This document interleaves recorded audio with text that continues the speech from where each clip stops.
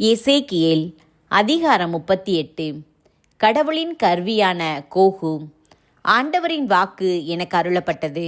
மானிடா, மெசேக்கு மற்றும் தூபால் இனத்தவர்களின் தலைவனும் Magog நாட்டினனுமான Coco என்பவனுக்கு நேராக உன் முகத்தை திருப்பி அவனுக்கு எதிராக இறைவாக்குரை. தலைவராகிய ஆண்டவர் கூறுவது இதுவே: மெசேக்கு மற்றும் தூபால் இவர்களின் முதன்மை தலைவனாகிய கோகே, நான் உனக்கு எதிராக இருக்கிறேன். நான் உன்னை திருப்பி உன் தாடைகளில் கடிவாளங்கள் பூட்டி முழு போர்க்கவசம் அணிந்த உன்னையும் உன் குதிரைகளையும் குதிரை வீரர்களையும் சிறியதும் பெரியதுமான கேடயங்களுடன் கூரிய வாளேந்தி பெரும் படையின் வீரர் யாவரையும் வெளியேற்றுவேன். அவர்களுடன் கேடயமும் தலை சீராவும் அணிந்த பாரசீகம், கூசு மற்றும் பூத்து மக்களும் வெளியேறுவர். கோமேர் மற்றும் அதன் அனைத்து படைகளும், தொலைவடக்கு பெத்தோகர்மா மற்றும் அதன் படைகளும், உன்னுடன் இருக்கும் பல மக்களினங்களும் வெளியேறுவர். நீ தயாராயிரு. உன்னுடன் சேர்ந்திருக்கும் கூட்டத்தினரையும் தயாராக இருக்கச் சொல். நீ அவர்களுக்கு தலைமை தாங்குவாய். பல நாள்களுக்கு பின் நீ போரிட அழைக்கப்படுவாய்.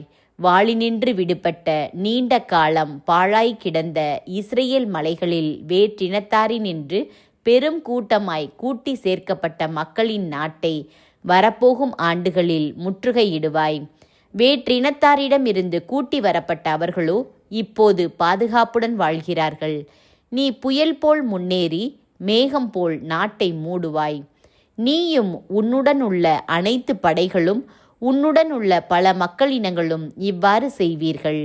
தலைவராகிய ஆண்டவர் கூறுவது இதுவே: அந்த நாளில் உன் மனதின் எண்ணங்கள் எழவே நீ தீய திட்டத்தை தீட்டுவாய். நான் அரணற்ற ஊர்கள் நிறைந்த நாடொன்றை முற்றுகையிடுவேன். அமைதியிலும் பாதுகாப்பிலும் வாழும் மக்கள் மீது பாய்வேன். அவர்களுக்கு அரண் இல்லை, அடைக்கும் தாழ் இல்லை, வாயில் கதவும் இல்லை. எனவே நான் பாழிடங்களாயிருந்து குடியிருப்புகளாய் மாறிய இடங்களுக்கும் நாடுகளிலிருந்து கூட்டி சேர்க்கப்பட்ட மக்களினத்துக்கும் வளமையான கால்நடைகளும் பொருள்களும் கொண்டு நாட்டின் நடுவில் வாழும் அவர்களுக்கும் எதிராக என் கையை ஓங்கி அவர்களை கொள்ளையடிப்பேன், சூறையாடுவேன் என்று உனக்குள் சொல்லிக் கொள்வாய்.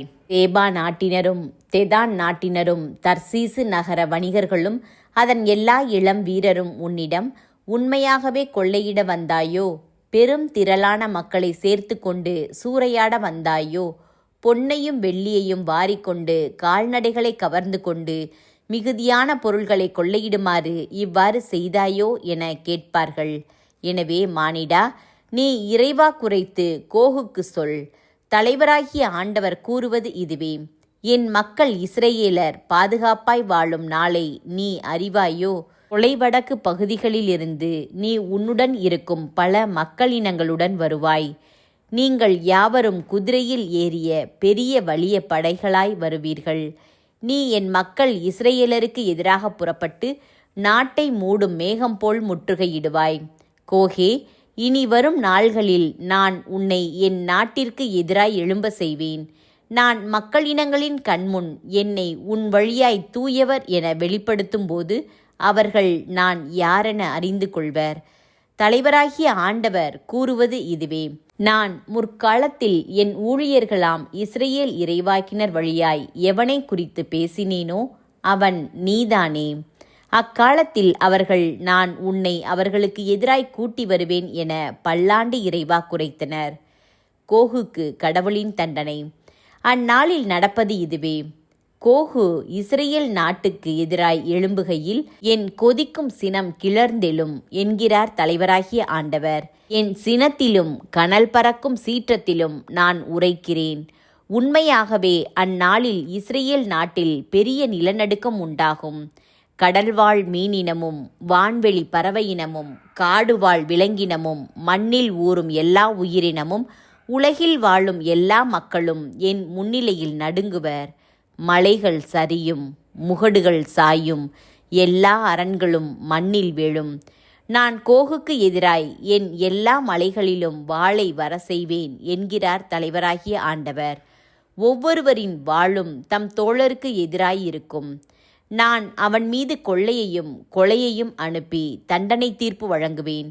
பெருமழையையும் கல்மழையையும் நெருப்பையும் கந்தகத்தையும் அவன் மீதும் அவன் படைகள் மீதும் அவனோடு இருக்கும் எல்லா மக்களினங்கள் மீதும் கொட்டுவேன். இவ்வாறு நான் என் மேன்மையையும் தூய்மையையும் நிலைநாட்டி பல மக்களினங்களின் கண் முன்னால் என்னை வெளிப்படுத்துவேன். அப்போது நானே ஆண்டவர் என்பதை அவர்கள் அறிந்து கொள்வர்.